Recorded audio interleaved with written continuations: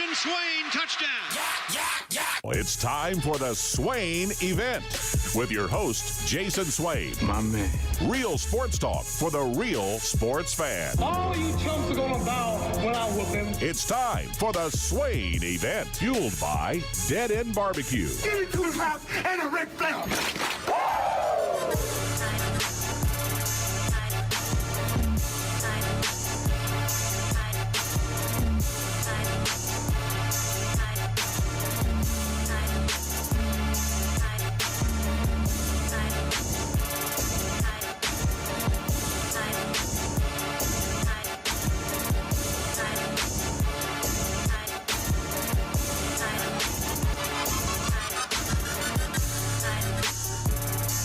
Swain Event, SwainEvent.com, fueled by Dead End Barbecue, top 100 barbecue restaurant in America. Hope everyone is having a fantastic Tuesday.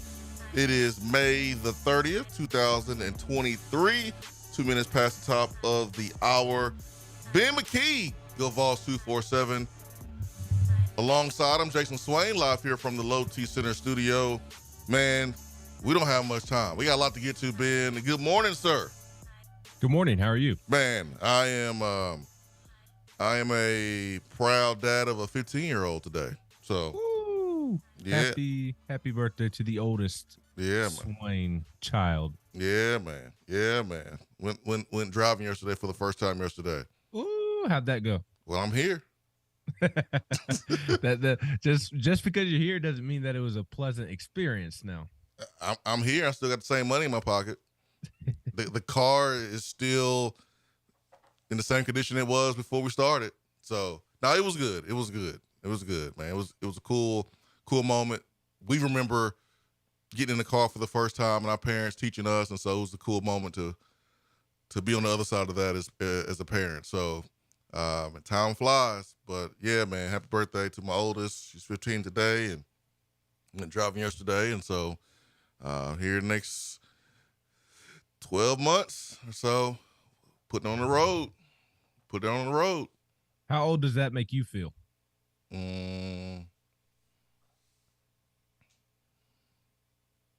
mean, it doesn't make me feel like old, but I just understand that, man. Time doesn't stop, and goodness gracious, it was 15 years ago when I was freaking out with my first kid and not knowing what the heck to do, and it was the greatest moment of my life until my other 2 kids were born, and then those moments were equal. See how I did that? I see what you did there. I can see how parents say that time flies, though, now that I've had one of my own. Granted, he's only 10 and a half months old, but just thinking about how his 1-year birthday is coming up and planning his 1-year-old birthday party, it's like, how are we already at 1 year old? How is that possible? And then it clicks in my head like, okay, now I see why parents all the time say that it goes by like the snap of a finger. It does. So it goes by quick. Another thing that has gone by quick, and that is the regular season of college baseball.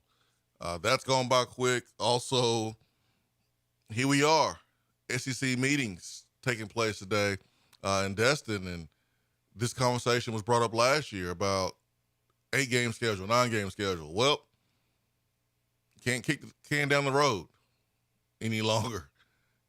We'll figure it out next year. We got time to figure it out.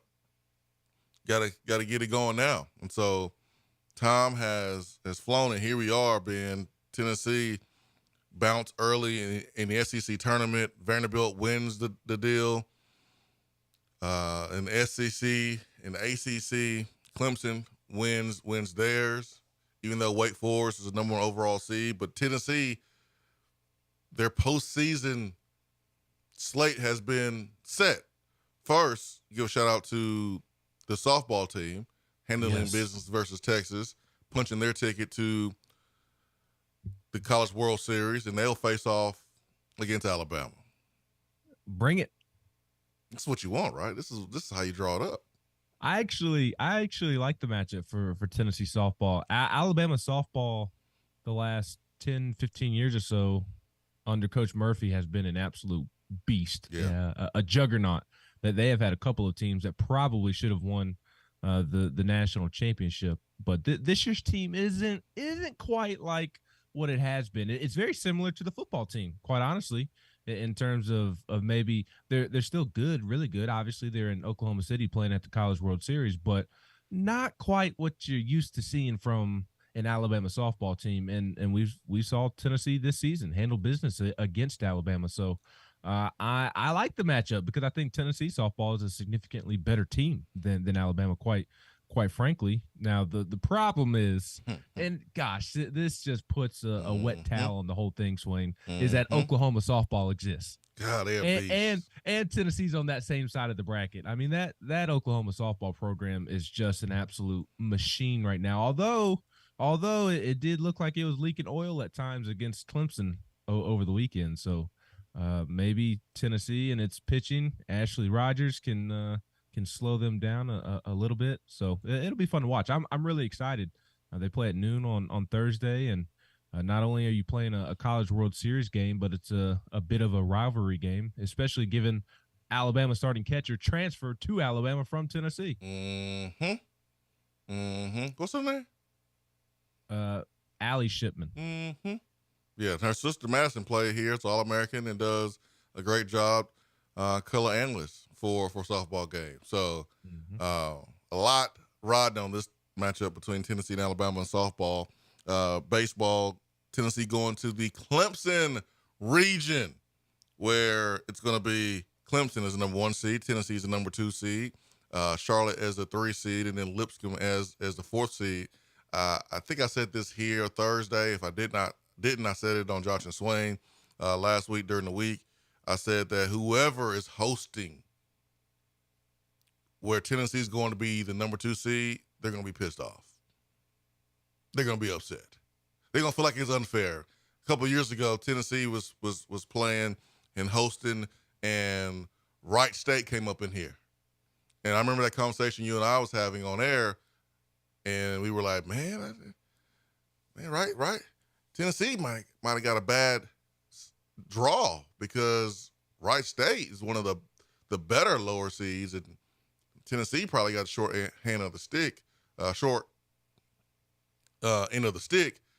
Well, I felt like wherever Tennessee was slated to go, whoever's hosting that team would feel like that their team would get the short end of the stick because Tennessee is not your normal number 2 seed. How do you feel about that, Ben? Well, I'll also say that even last year's Tennessee team kind of got the short end of the stick when they drew Campbell as well.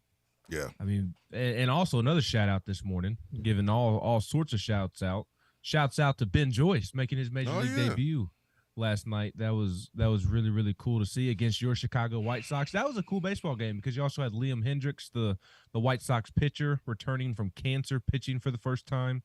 That was a really cool scene after Ben Joyce made his debut and gave up a leadoff single, but then sat down the next 2 batters on a 102 mile an hour. The screen was showing sinker, but that's just an unhittable pitch is what that is. It's like a sinker, a 2-seamer, a 4-seamer, all mixed together. A rise ball in softball that doesn't even exist in baseball. It's just a wicked pitch, especially at 102. And then the next strikeout was at 101, and then he gets a pop-up to end the inning. So that was really, really cool to see. So shouts out to Ben Joyce. But I bring up Ben Joyce because the shortstop for the Angels is Zach Neto, who is in his rookie season. And he was this time last year playing in the Knoxville Regional as the shortstop for Campbell. And Campbell also had some other pitchers get drafted as well. And then this year, everybody is saying that Campbell should have been hosting over Auburn and some other teams as well. So that number 1 overall team in the country and that number 1 overall seed, I mean, you get Georgia Tech last year, which was pretty good. And then you also get a really, really good Campbell team. So, Clemson is the one that kind of got the middle finger here from the selection committee. I know fans were somewhat upset about Tennessee going to the Clemson Regional because Clemson is the number 4 overall national seed. But quite frankly, the committee did not like Tennessee's road record, and they thought that Tennessee lacked non-conference wins. And that is why Tennessee did not end up being as high of a 2 seed as we thought that they were going to be. And remember, 2 seeds in baseball are much different than 2 seeds in basketball, because with the NCAA basketball tournament, 1 through 16, there's only 4 teams. Whereas with baseball, everybody is split up into 16 regionals of 4 teams, and you have 16 1 seeds, you have 16 2 seeds, 16 3 seeds, and 16 4 seeds. So a little bit different in baseball than it is basketball, because there are so many 2 seeds. But you were thinking that Tennessee may be one of those top 2 seeds, which is why you saw them projected to go to Indiana State, or a 14 or 15 national seed, and instead they go to the number 4 overall national seed. And it's not maybe ideal just looking at it on paper being associated with the number 4 overall national seed, but when you don't handle business on the road and don't take advantage of the couple of big non-conference games that you do have, this is the result. And if I'm Clemson, I'm angry.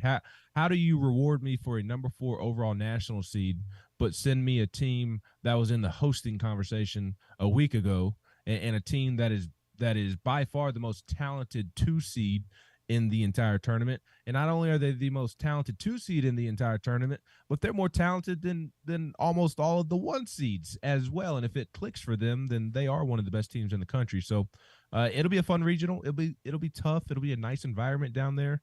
Charlotte is not going to be a cakewalk on Friday night. That's a good mid-major baseball team, but still a team that Tennessee should beat. And then Clemson, they do all the little things well. They have a couple of guys with some eye-popping numbers, but for the most part, they're just a real steady, fundamental baseball team that does all the little things really, really well. They play good defense. They steal bases.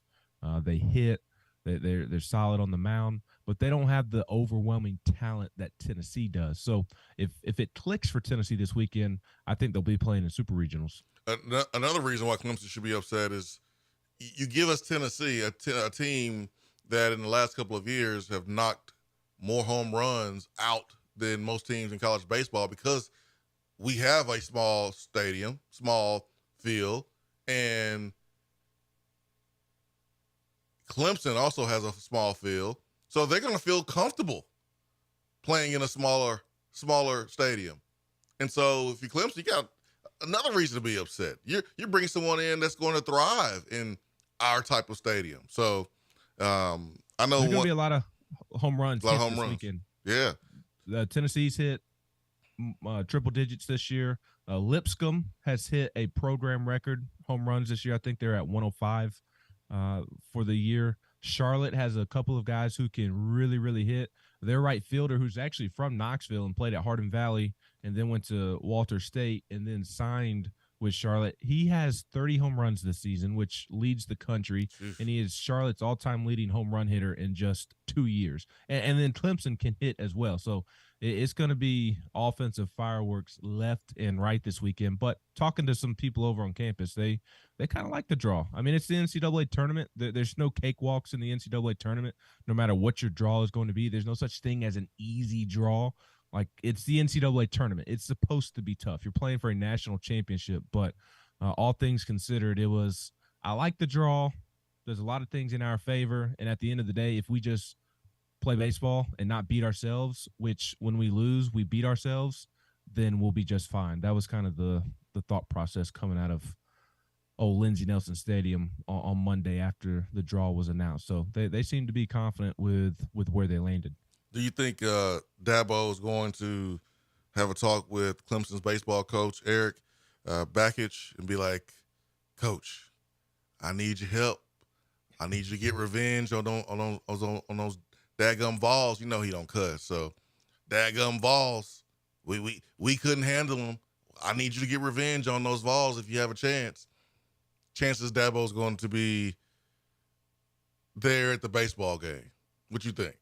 Oh, he'll definitely be there, but he'll be too busy flipping burgers to have a conversation with the baseball coach. Well, I mean, hey, everybody's recruiting. 865 Live went on this weekend for Tennessee football, so pretty sure there's other schools around the country having big recruiting weekends coming up, and Clemson, pretty sure they'll be doing the same thing. Got recruiting over the weekend that took place. Baseball's in postseason. Softball's in postseason. Basketball guys still going through the pro draft prospect, the NBA draft prospect process, as a prospect. So there's a lot going on. A lot going on right now on campus and in the conversation that is dominating SEC country. It's not baseball. It's scheduling. With Texas, Oklahoma entering the league next year, does the SEC go to an 8-game schedule or a 9-game schedule? That is the conversation. As SEC meetings will start today, going all the way until the end of the week. That is the conversation. That is the conversation. When we come back, Ben McKee, Go Vols 247. Jason Swain here with you. I'm live from the Low T Center Studio in beautiful Knoxville, Tennessee. Hope everyone had a great Memorial Day yesterday. A bit of advice. Don't schedule tweets months in advance. Yesterday I put out a tweet that said Happy Veterans Day. And yesterday was Memorial Day. But the message is the same. The gratitude is the same.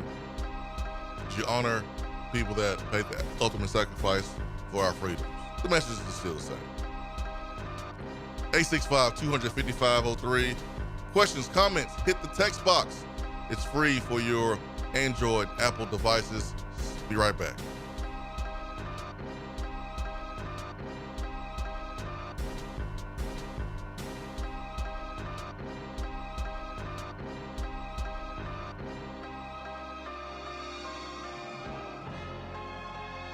The Swain Event is brought to you by Top 100 Barbecue Restaurant, Dead End Barbecue. Check them out online at deadendbbq.com. When you are craving some quality barbecue, there's only one place to go. Dead End Barbecue. Dead End Barbecue has been featured on ESPN's Taste of the Town, the first barbecue restaurant on the SEC Network, CBS Sports, Headline News Tailgate Show, Amazon Prime's The Restaurant Comeback, Food Paradise, and named one of the top 100 barbecue restaurants in America. The search is over. Dead End Barbecue is located on 3621 Sutherland Avenue right here in Knoxville. You can even have it delivered right to your door through Chow Now. Visit their website at deadendbbq.com. Dead End Barbecue. The search is over. Good morning, Swain Event family. Take a deep breath in and release. We're all back together in the AM and life is good. If you have real estate needs, just give me a call, Jennifer Morris, at 865-257-7897 or email me at jennifermorris865@gmail.com. And go Vols.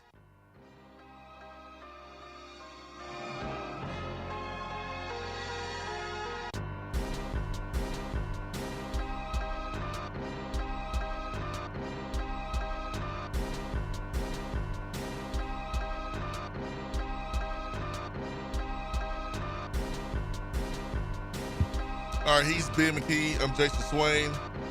It is Wednesday Eve, Tuesday, May the 30th. My goodness, man. That day off yesterday. It was much needed, though. What did you do, Ben? I worked because the NCAA tournament show took place. I worked. That's what I did for most of the day, but the family did get out for a little while, and I do want to echo your sentiments before the break. Part of me doesn't like how Memorial Day has been turned into more of a celebration than maybe it should be, but I also do recognize those who have the mindset of having a good time in honor of those who have fallen. But as I tweeted yesterday morning, I hope everybody did take a moment before they began their day, whether it consisted of a cookout or getting out on the lake or doing the things that we typically do on a national holiday during this time of year, or before you enjoyed that drink at the house, just chillaxing. I hope you did take a minute to reflect on those who paid the ultimate sacrifice. Veterans Day is a lovely day. There's no doubt about that, honoring those and all who have served. But Memorial Day is not what Veterans Day is. And I'm not saying this because of what you said about the tweet. Mm-hmm. I'm saying this because it's a common misconception that it's the same thing, and it's not. Memorial Day is to remember those who have paid the ultimate sacrifice, those who did not return home to their families and their loved ones, and it's to never forget those. And yes, we should honor those by enjoying Memorial Day, but let's also take a moment, and I hope people did this. We should also take a moment to reflect before we go about our days, and I hope people were able to do that. And it just always kind of sits with me. I went to school growing up with kids who their parents deployed just like mine, and their mom or dad did not come back. So this Memorial Day always hits me a little bit different than probably most. But to all those who have lost, anybody who has served, my thoughts and prayers are with you as well. So I hope everybody did enjoy their Memorial Day, but also hope everybody took a moment to recognize what the day is intended for as well. Good stuff. Text box. Before we get to the text box, Tuesdays, Thursdays, 8 to 9 a.m., we're here at Swain Event in the a.m. Moved from Thursday nights. Got everything worked out. Several hurdles and hoops to clear and pass to make this happen. And so big thanks to you, Ben, and big thanks to other people that made this possible. But tell your Swain Event family. Tell them, let them know, Tuesday, Thursdays, 8 to 9 a.m., we are here. Cookville Mike mentioned highly rated players on campus over the weekend. And for me, and I see where Sammy Brown was here, number one linebacker in the country, 5th overall player, according to 247, number one player in the state of Georgia. Stud. Absolutely. And the thing that really stands out with him is, Dad was here. He had family here with him. And Dad gave some pretty strong comments. Now, he's going to go to other places, and they're going to roll out the red carpet for him, and they're going to show him A+ treatment. But there's a standard, I think, that's been set with official visits. When you go to a place and it's really, really good on your first visit, you're going to start comparing other visits to the one that you just previously went on. And so Tennessee, I feel like, has set the bar really high with the number one linebacker in the country, Sammy Brown. And is the depth at linebacker better this year? Yeah, I believe so. I know so. Not just talent, but leadership and all those things that matter. I think we have a nice young group of linebackers that, if Sammy Brown enters the equation, sets us up really nice even more nice for the future. But Dad highlighted something that was, to me, kind of stands out, and that is the fact that he mentioned how genuine everyone was. And it's about developing the player, the human, on top of the football player. And so, Dad seeing that. And it's always important to have your parents on visits with you, because things that the player maybe don't see it or don't pay attention to because they're so caught up in other stuff, short-term things that may not matter. Parents are there to say, hey, this is the steak, the potatoes. This is the foundation. This is what matters. And so it's good to have extra set of eyes there, more support to help a young man go through the process. But everything I heard about the visit, it went really well for Sammy Brown. But for me, man, outside linebacker, we got to get some dudes up front. And Yes. Cameron Fountain, edge player, getting a lot of crystal balls, 6'5.5". He's right there from Georgia. He's one of the best edge rushers in the country. And I saw what Steve Whitfong has a prediction for him. Just put it in a couple days ago. About a confidence level of about a 6 out of 10, but still, that's where my focus is with this class, Ben. A crystal ball prediction for which school?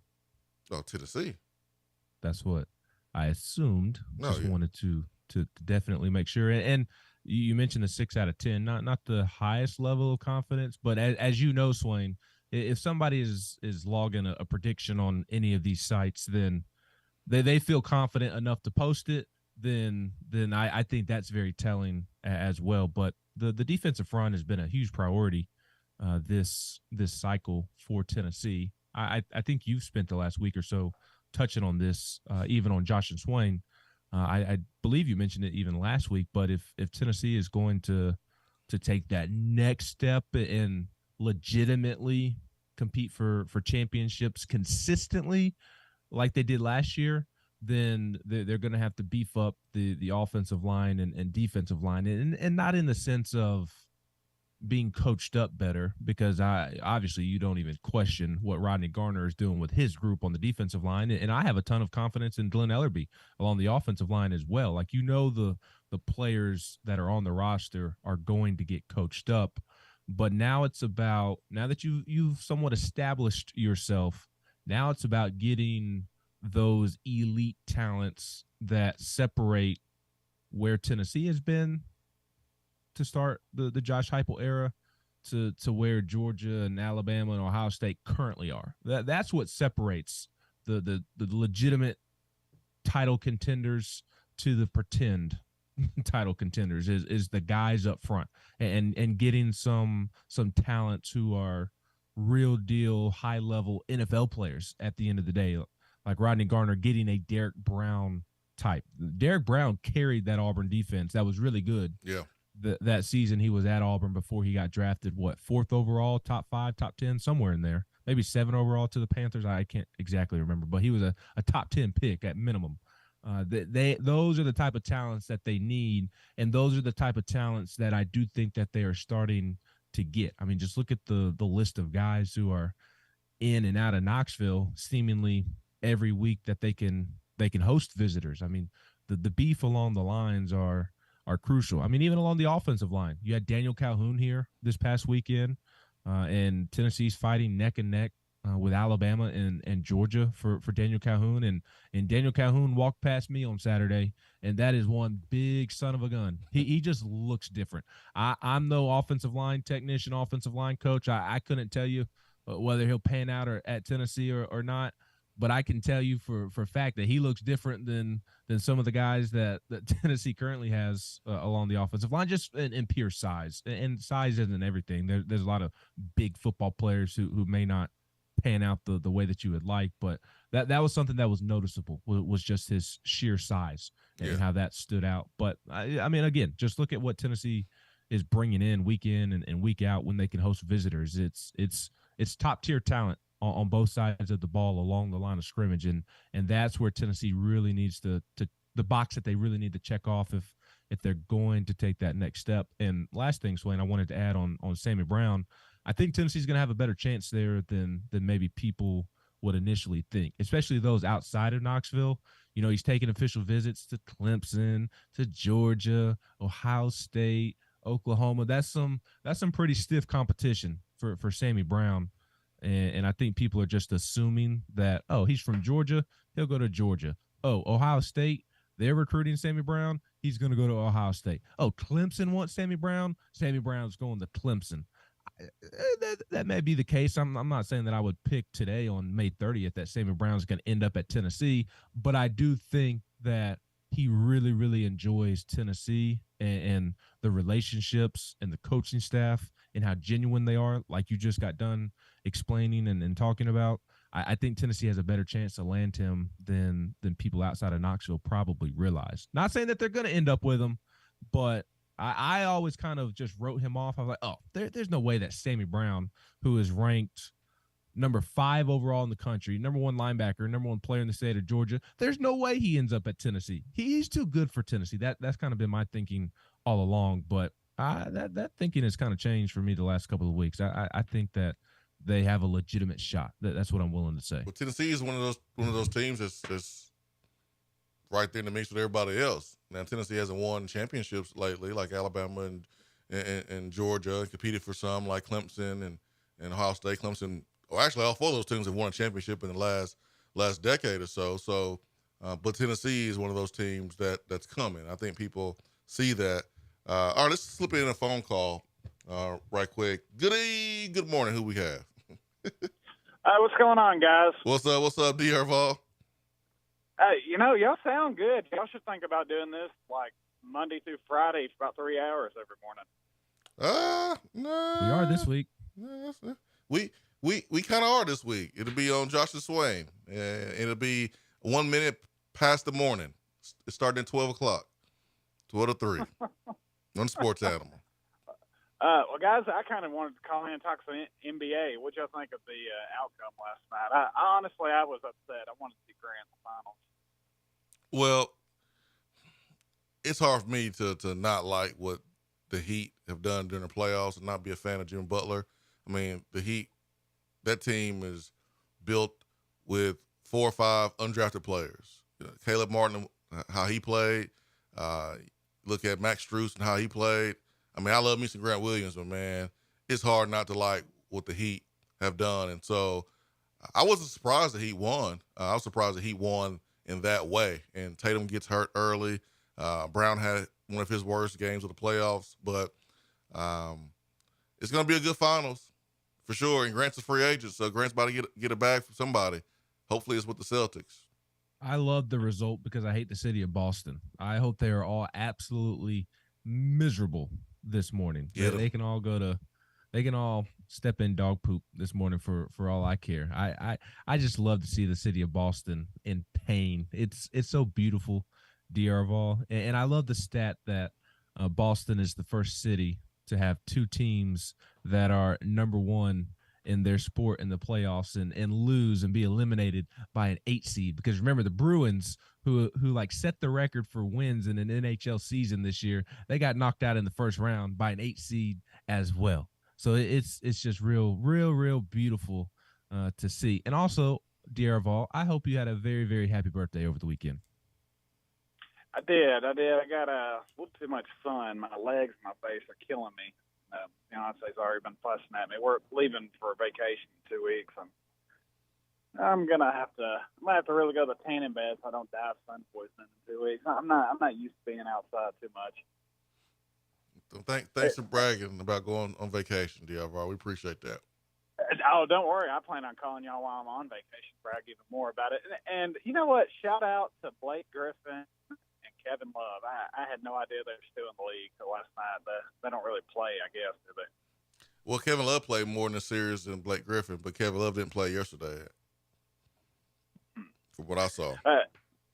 Ben, you kind of led me into something. This is my question for y'all. You got talking about Boston. They also have the first team to come back for Rio. What do y'all think would be more painful?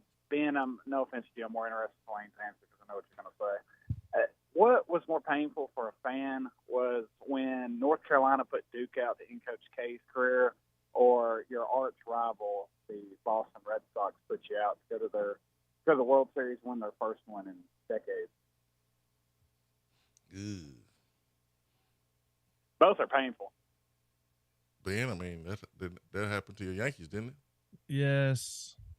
I mean, I think they're equally painful because, like, my problem, I was obviously very, very young when that happened.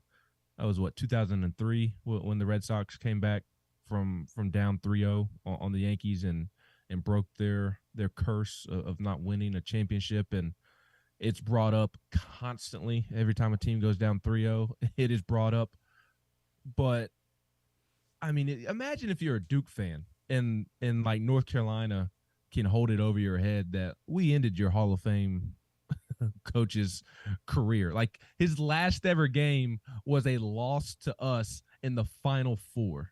Yeah, but I mean, obviously that logic applies to the Red Sox-Yankees situation as well. The Red Sox will forever hold that over the Yankees' head that they came back from 3-0 and won the series and then went on to win the World Series.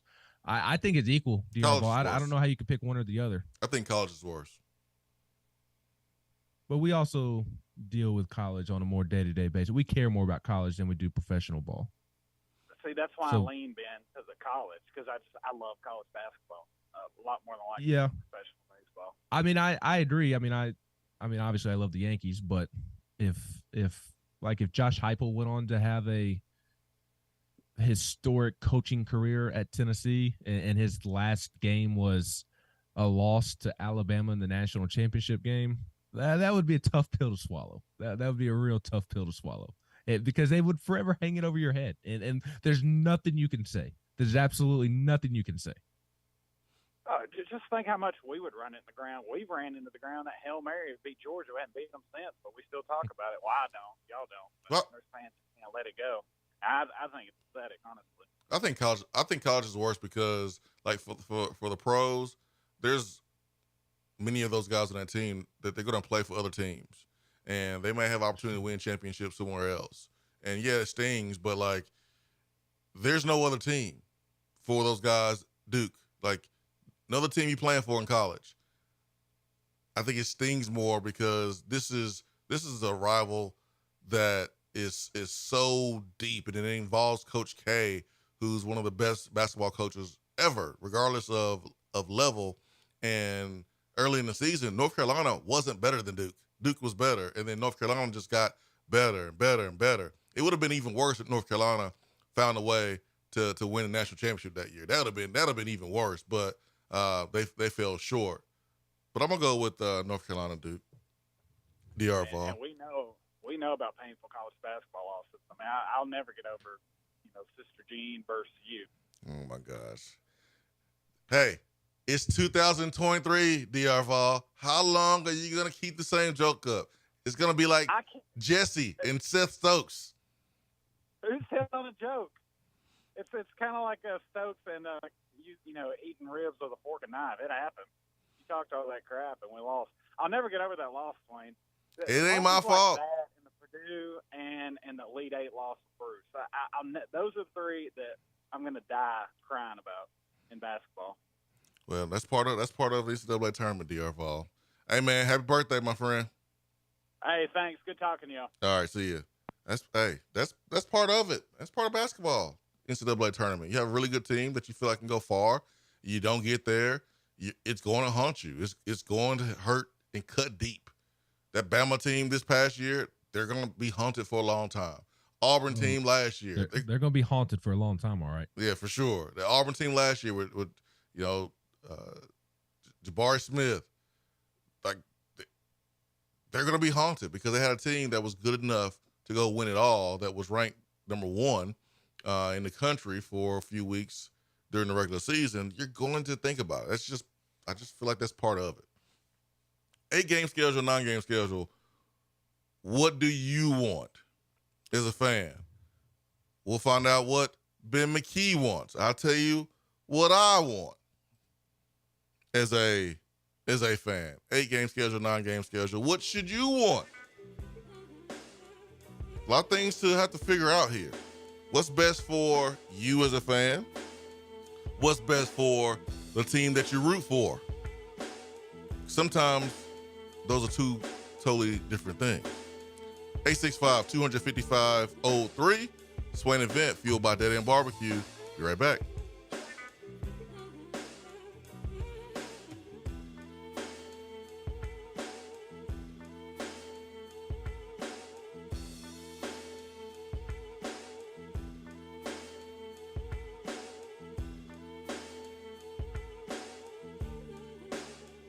Just because you can't call in doesn't mean that you have to sit on the sideline. Impact the show with a text box. It's part of the free Swain Event app. Dead End Barbecue has you covered when you need the food to be on point for your next event. Go to deadendbbq.com to learn more or call 865-414-9417. Dead End Barbecue, the catering search is over. Hey there, Swain Event crew. Just like fall sports, the Knoxville area real estate market is strong and growing stronger. We're an everything region. When you get the big orange itch to buy, sell, or invest, call me, Jennifer Morris with Keller Williams Realty at 865-257-7897 or email me at jennifermorris865@gmail.com. Go Vols! Looking for a different way to enjoy the show? Yes. Then check out Swain Event TV on YouTube.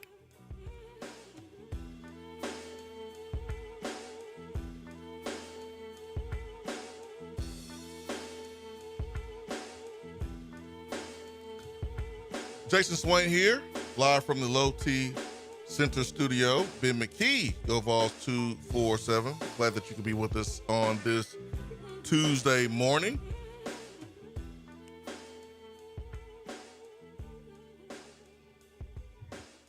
For the 1st of June, there's a lot going on. It's supposed to be dead time. Is it the season? Is it football season? No, because we know the football season. That's where it is. That's the time of the year we all live for as SEC fans. We live for football season. Ain't no doubt about it. But still busy at this time of the year. Why? Because SEC spring meetings. A lot to discuss. Man, there's a lot to discuss when it comes to your health and your testosterone. So make sure you do your homework. Go to a provider that you can trust. I recommend going to the Low T Center. They have an annual health assessment. They can check all your levels. Make sure your thyroid is good, your liver, kidney function, cholesterol, glucose levels, and more. They have affordable and convenient options. This includes monitored self-inject treatments that ship directly to you. That way you don't have to go to the center each and every week. So really, really easy, really convenient. Make your health a priority.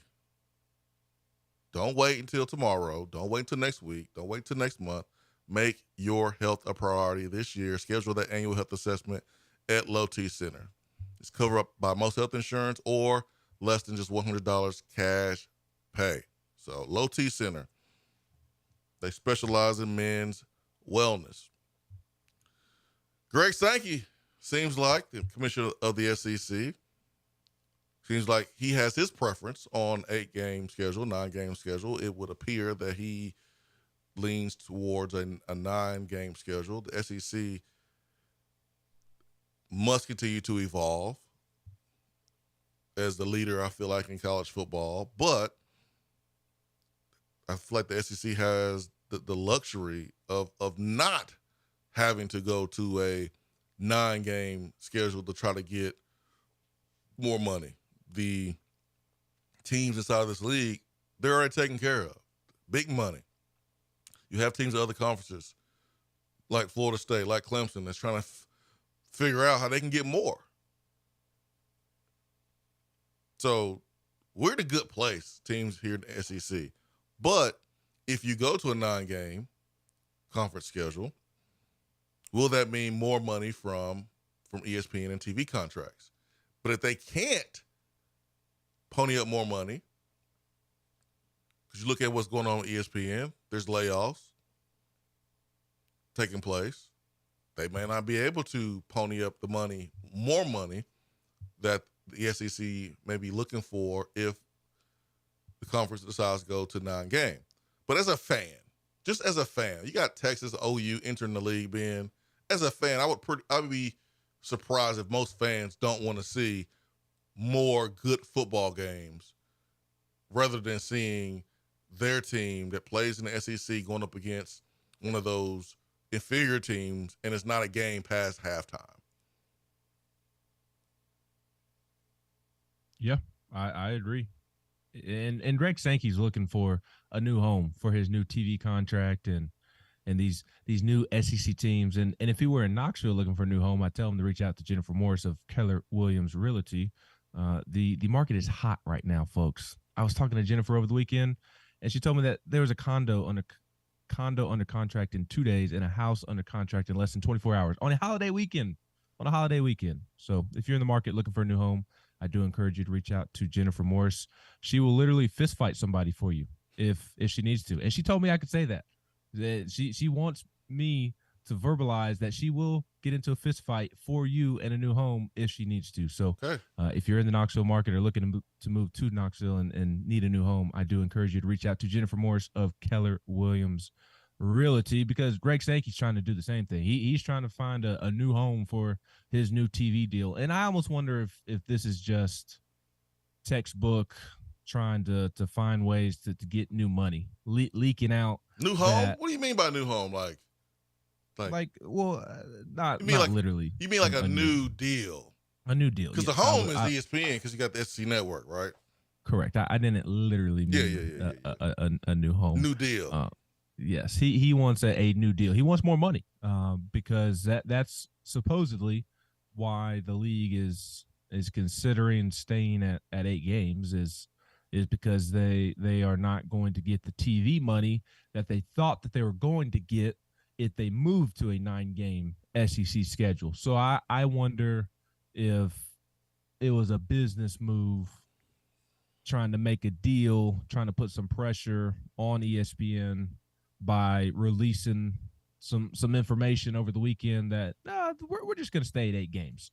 I wonder if that's a ploy. I wonder if they're trying to get ESPN to bite on the bullet of giving more money to the SEC to entice a 9-game SEC schedule. I know what I want. I've told you for years. I want a 9th SEC game. I give me the better entertainment, the better games all day long. I'm tired of watching the cupcake games, and I realize that you need to have at least a couple, and it's good for those non-Power 5 schools and FCS schools. I do believe in that.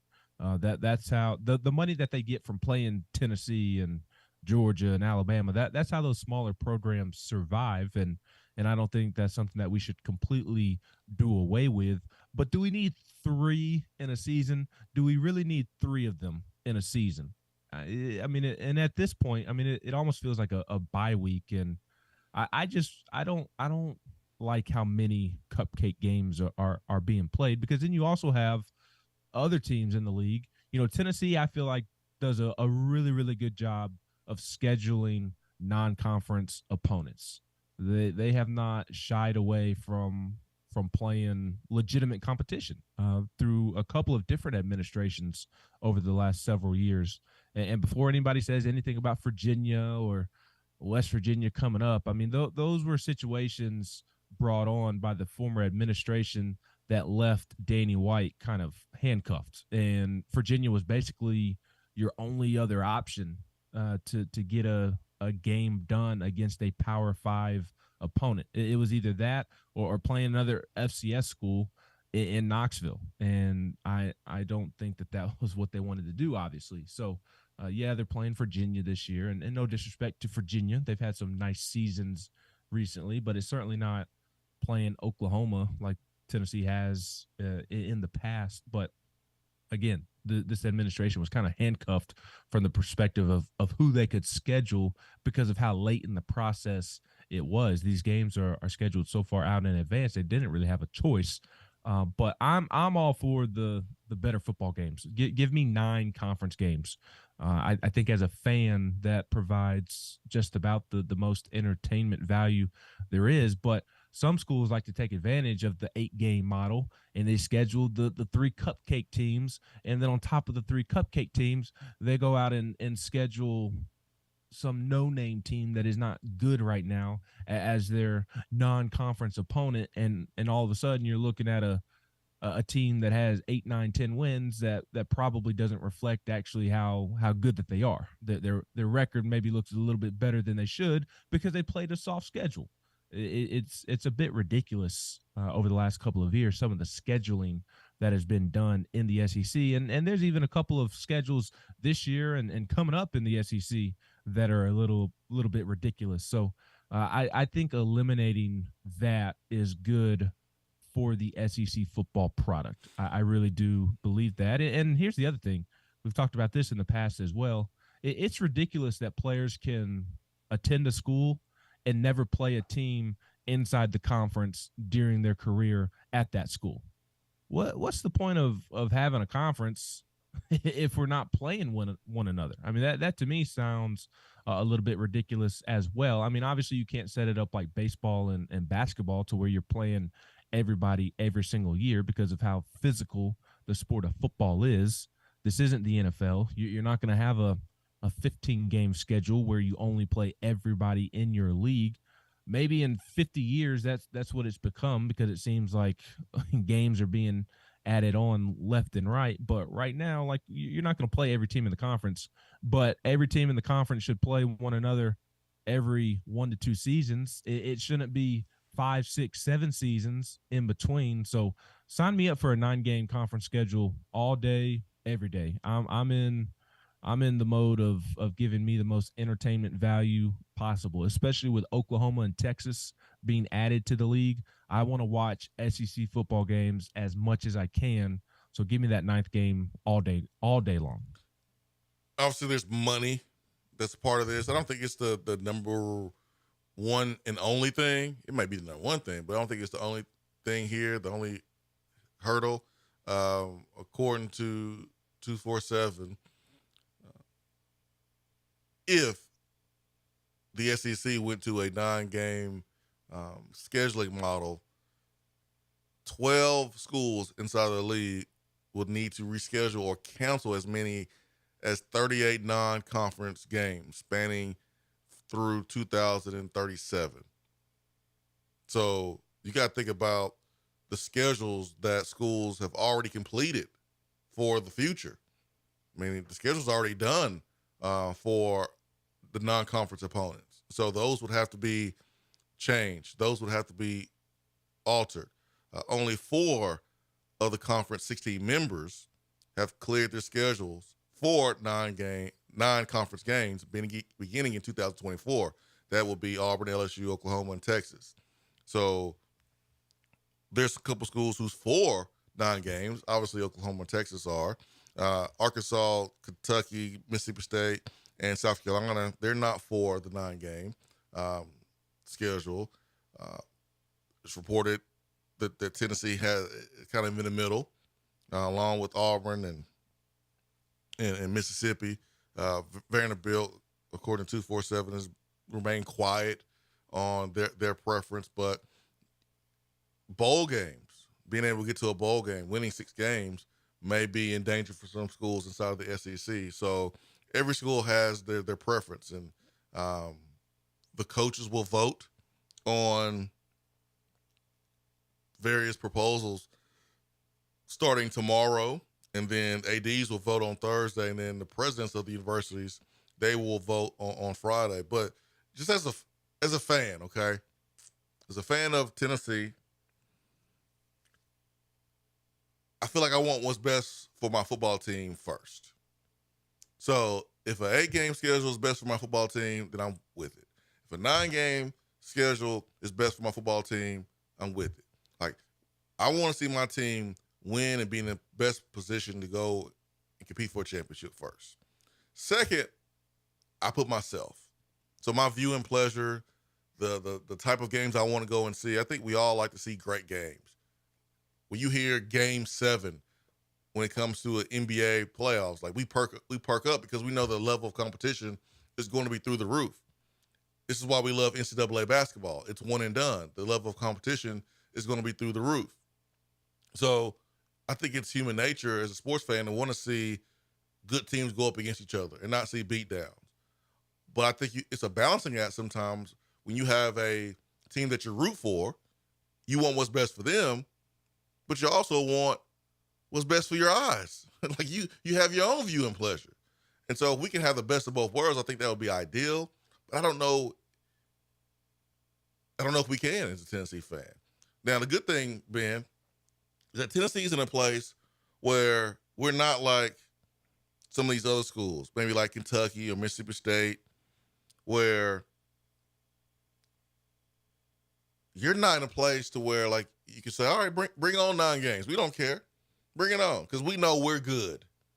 Like I feel like where we are right now as a program, we're in a place where we're trending in the right direction and getting there fairly quick. I feel like Hendon Hooker being here the last 2 years cut off 2 years of the rebuild, so we're going to get there a lot faster.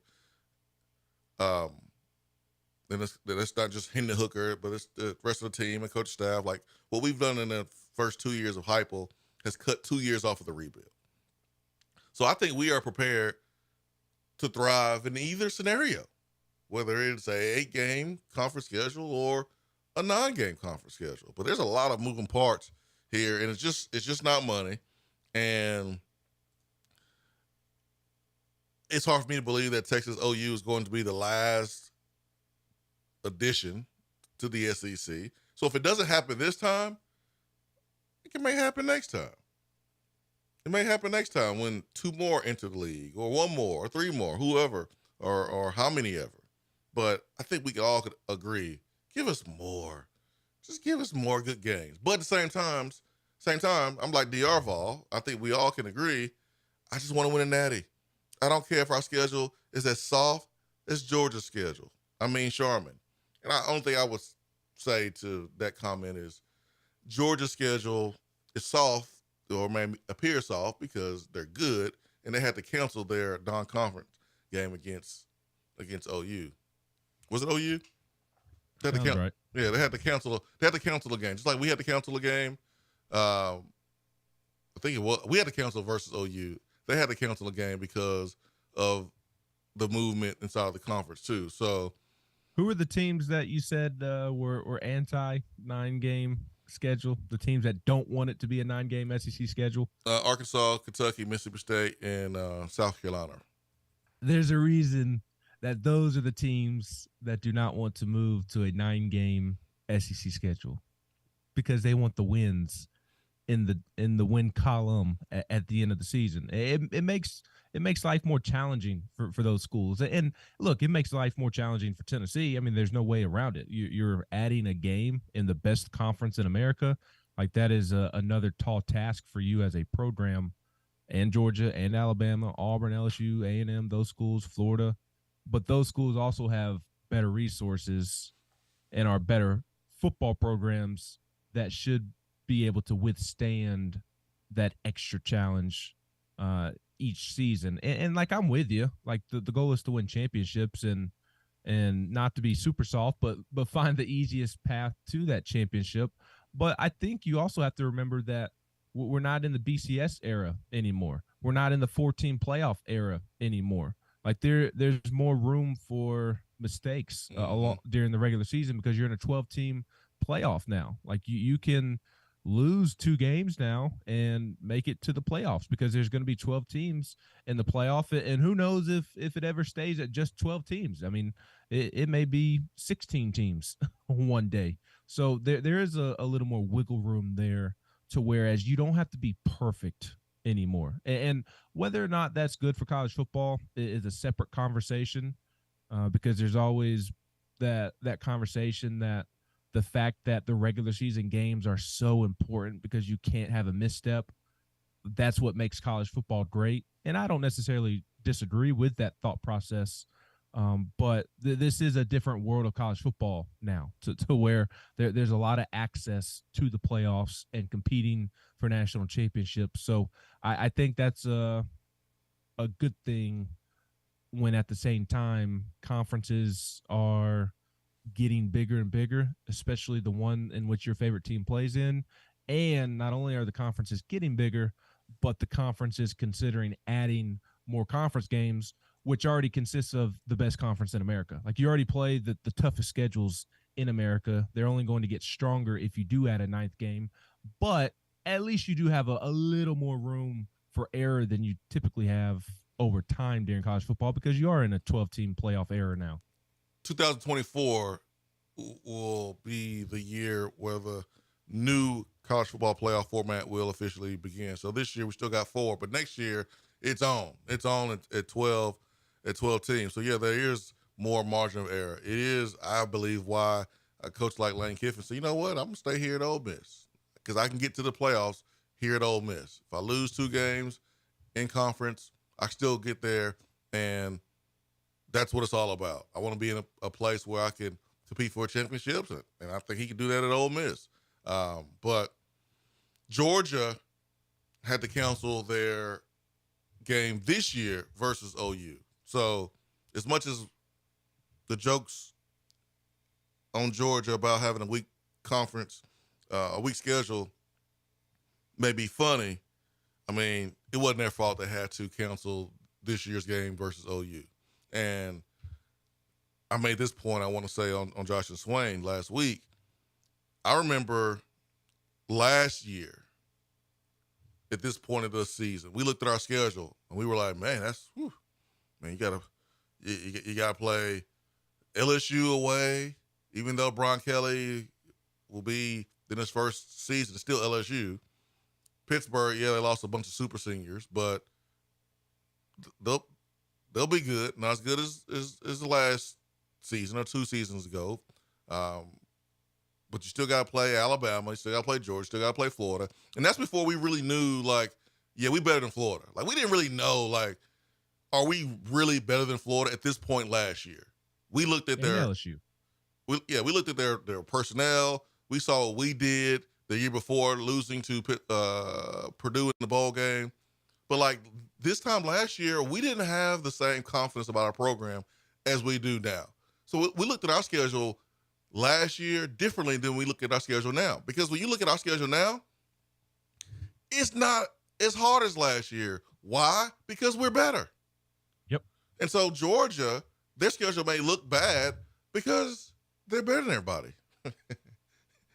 I remember when Alabama was playing Florida State to open the season and USC to open the season. Like they tried to play tough out of conference games, but it didn't appear like their schedule was hard because they were just so good. So I hate to try to sit here and defend Georgia, but it's the truth. Like I'm surprised you're not doing it in your DJ Shockley jersey. No, I don't have that. I don't have DJ Just, Shockley I mean, jersey. to your point about the schedule, I mean, how the difference in narrative around the Texas A&M game last year or this upcoming season, just how different is it from last offseason to this offseason, viewing that game in particular? I mean, it's a world of difference, and part of that is the dysfunction at A&M last season. But is there a Tennessee fan that is not confident going into that game this summer when you look at that on the schedule? I mean, it's a game that's barely being talked about right now. I feel like, and I think that it's barely being talked about because people just assume that Tennessee is going to win that game because it's at home. And boy, imagine me telling you that thought process this time last summer. It didn't exist. And here's the last thing that I've got for you, Swain, is we talk about the thing that's best for Tennessee and individual schools. We look at it from a win-loss perspective because we're fans of the sport and whatnot. But how do administrators look at it? They're trying to raise money, get butts in seats. Well, what's more likely to raise money, get butts in seats, get butts on campus with this new Neyland district that you're trying to build? It's more games against Texas, Oklahoma, A&M, LSU, so on and so forth. You're going to get more people on your campus in your stadium with those type of games, a ninth conference game, than playing North Texas or UTSA or some random other cupcake game. Yep, 100%. Swain Event fueled by Dead End Barbecue. This week, Ben McKee, Go Vols 247. He's filling in for Josh Ward there on Joshua Swain 99.1 The Sports Animal. So more of the duo of Ben McKee and myself coming up later on today from 12 p.m. to 3. So we'll talk more about this. We'll get into a deeper dive into the conference scheduling between 8 games and 9 games as SEC spring meetings underway this week until Friday. For Ben McKee, Go Vols 247, I'm Jason Swain. The Swain Event is fueled by Dead End Barbecue. We hope you have a wonderful rest of your day today, and we'll be back same time, 8 a.m. on Thursday. Peace and love.